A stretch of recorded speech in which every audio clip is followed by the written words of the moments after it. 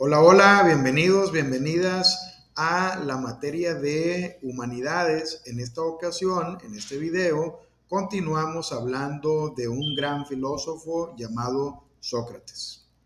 Bueno, para hablar de Sócrates debemos de mencionar que el humanismo en la filosofía viene después de los filósofos presocráticos. A partir de ello comienza una reflexión que cambia el tema central. Los filósofos ahora ya no se preguntan sobre asuntos del universo de manera exclusiva o sobre el origen de la naturaleza y de todas las cosas, sino que ahora la reflexión, el pensamiento gira alrededor de lo que es el ser humano. La filosofía humanista da inicios con Sócrates y es continuada por su discípulo Platón y Aristóteles. Estos tres filósofos se les considera como los pilares de la filosofía griega, pues sus aportaciones son de gran madurez y llegan a partir del auge de la Grecia antigua. Sócrates fue una de las figuras filosóficas más influyentes de la antigua Grecia, pues revolucionó la manera en la que abordamos el conocimiento, la verdad y la ética. Su enfoque en el diálogo, en el cuestionamiento profundo y la búsqueda de la verdad interior deja una huella imborrable, una huella indeleble en la historia del pensamiento humano. Sócrates vivió en Atenas apenas en el siglo V antes de Cristo, un periodo que fue marcado por una sofisticación cultural y el surgimiento de la democracia. Aunque no dejó ningún tipo de escrito, Sócrates tuvo mucha influencia y se tienen registros de sus discípulos, especialmente de dos, de Platón y Jenofonte.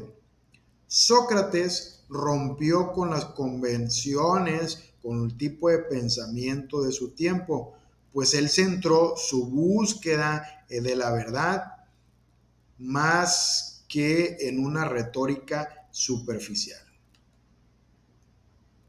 En este caso, Sócrates logra crear lo que hoy es llamado como método socrático, que es una serie de cuestionamientos y preguntas que van enfocadas a descubrir el conocimiento. En el corazón de la filosofía socrática yace el método dialéctico.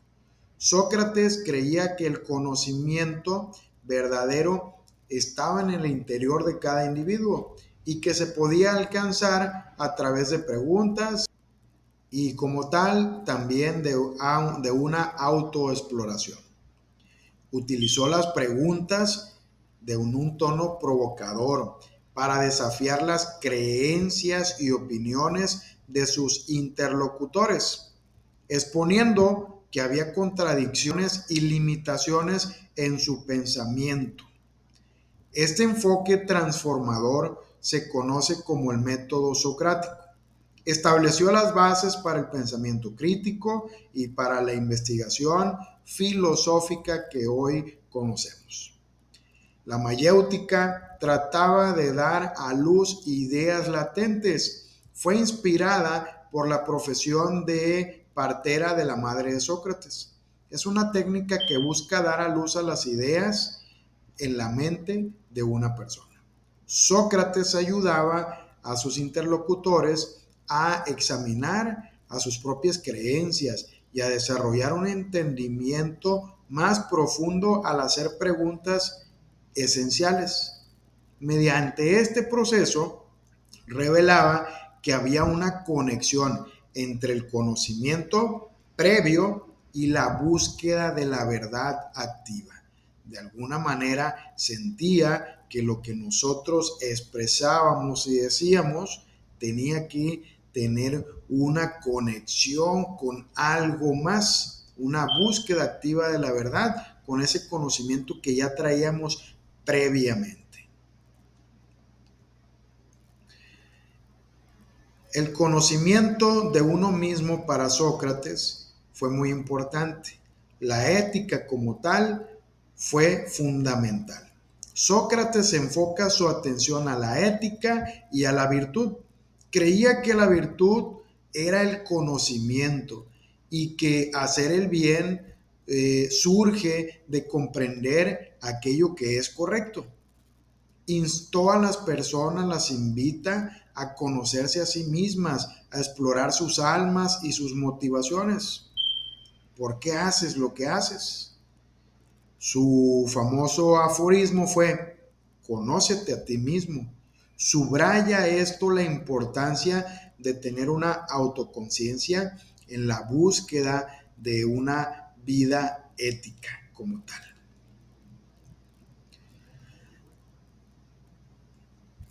Sócrates llega a ser considerado el hombre más sabio de todo el oráculo de Delfos.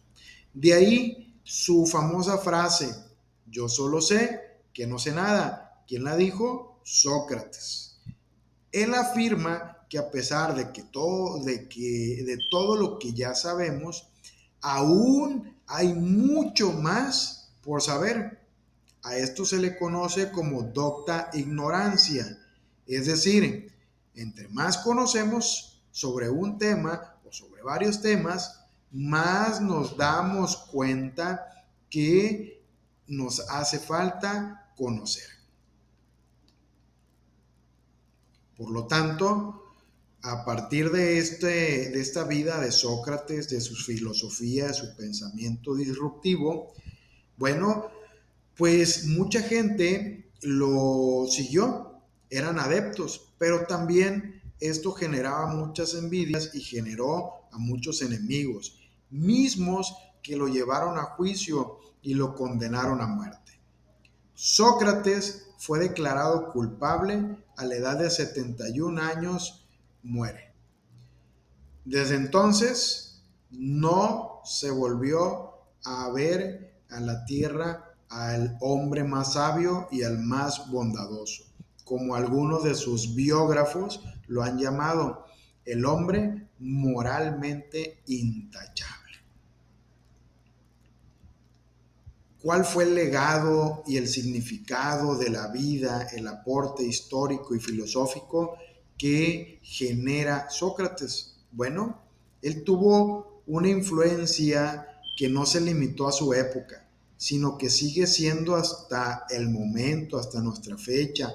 Hoy que tenemos viajes a la luna, internet, inteligencia artificial, sigue siendo su pensamiento muy relevante en la actualidad. Su enfoque en la búsqueda interior de la verdad, la autoexploración y el cuestionamiento crítico han sentado las bases para el pensamiento filosófico, científico y también para el pensamiento ético. La metodología socrática ha inspirado a educadores y pensadores a fomentar el pensamiento independiente y de autorreflexión. Por lo tanto, tenemos que existen técnicas que podemos nosotros identificar actualmente para la búsqueda de la verdad y para poder comprender como tal el mundo que nos rodea. Existe el método socrático, que es una enseñanza basada en el diálogo y la pregunta para guiar a alguien a descubrir ideas que hay en sí mismo, exponiendo contradicciones y limitaciones en ese pensamiento. Existe, por lo tanto, la mayéutica también, que es una técnica que nos invita a parir esas ideas latentes en la mente a través de preguntas y una reflexión profunda, buscando revelar el conocimiento innato. La hermenéutica, que es el arte de interpretar textos y expresiones que son complejas para comprender su significado profundo, considerando el contexto y el simbolismo. Y además el teorema de Tales, que es un principio geométrico atribuido a Tales de Mileto. Establece que si tres puntos están en una línea, las proporciones de las longitudes de los segmentos son constantes. Bueno, pues vamos poniéndonos a prueba. Vamos viendo la primera pregunta que dice, para Sócrates, ¿dónde se encuentra la verdad? Pausa tu video y vemos la respuesta.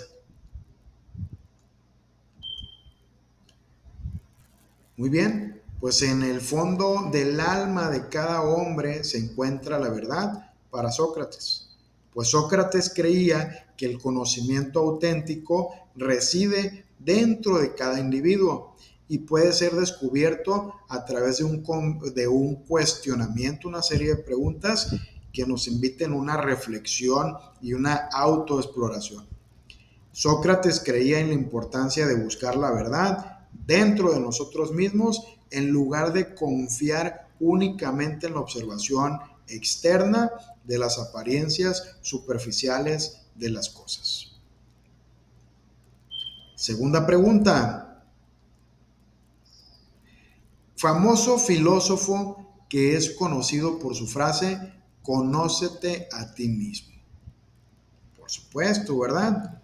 Nosotros sabemos que esta frase se le atribuye a Sócrates. Muy bien. Vamos a la tercera pregunta, que es, Heráclito se hizo famoso por decir todo, absolutamente todo cambia. En consonancia con esa afirmación, a Heráclito se le atribuye la siguiente frase célebre. Esta pregunta corresponde a una temática anterior, la pusimos aquí pues para ver qué tal nos iba y para ver si nos acordábamos un poquito, ¿sale? A, pienso y luego existo. B, lo único constante es el cambio. C, cuando surge la posibilidad de cambio, hay que cambiar. D, nadie puede bañarse dos veces en el mismo río. ¿Cuál fue la frase célebre de Heráclito? Muy bien, pues vamos a verla. Y recordemos que Heráclito decía que todo estaba en constante cambio y que nadie podía bañarse dos veces en el mismo río porque las aguas iban fluyendo y que al segundo siguiente ya no se trataba exactamente de las mismas aguas y del mismo río, por lo tanto todo se encontraba en un cambio constante. Siguiente pregunta dice, ¿qué escuela filosófica consideraba que los números eran el principio determinante y la estructura de la realidad? A, la escuela pitagórica. B, la escuela de Mileto. C, la escuela sofista. D, la escuela cirenaica. ¿Cuál crees que sea la respuesta?